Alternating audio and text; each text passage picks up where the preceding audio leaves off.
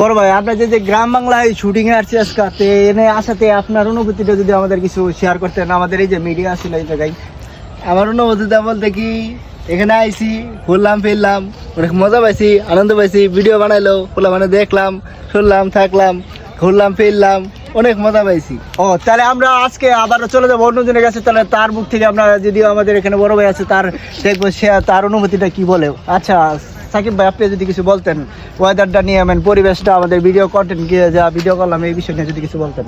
So অনেকদিন পর আমরা আসছি, যেহেতু আমরা শহরের সাইডে, তাই গ্রামে খুব কমে আসা হয়।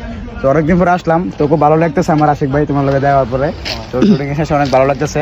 তো আরেকটু ভালো হইতো যে কোনো মাইয়া রাখতেছি না, তো মাইয়া হইলে আরেকটু ভালো হইতো। আর নতুন মুভমেন্টটা মানে একটু ভালো আসতে আর কি, তো মানে গেট আপ কিনে মাইয়া না। ধন্যবাদ আশিক ভাই আপনাকে। আচ্ছা, তো আমরা এখন আরেকজন বড় ভাই আছে, আমরা তার কাছে চলবো। যদিও আমরা ঢাকা শহরে, ঢাকার সাইডে থাকি, কিন্তু এগুলো আশেপাশে সব গ্রাম অঞ্চলের মতোই সব কিছু আপনারা দেখতে পাচ্ছেন। আমি যদি আপনাকে ফলো করে দেখাই, তাহলে আমার ক্যামেরা একটু ঘুরাও এদিকে দেখেন। এদিকে আসলে অনেক শাক সবজি লাগানো হয়েছে, আর এদিকে ধান ক্ষেত আছে। আসলে এই প্রাকৃতিক দৃশ্যটা অনেক সুন্দর, যদিও ঢাকার সাইড কিন্তু গ্রাম অঞ্চলের মতোই। তো আমরা আরেকটা বড় ভাইয়ের কাছে আসলে বিষয়টা শুনবো, যে অনুভূতিটা তার কেমন আজকে যে আমাদের এই শুটিং, এই প্রাকৃতিক সৌন্দর্য। আসলে বড় ভাই, আপনি যদি কিছু বলতেন। আলহামদুলিল্লাহ অনেক সুন্দর একটি জায়গা, আলহামদুলিল্লাহ ভালো আছি।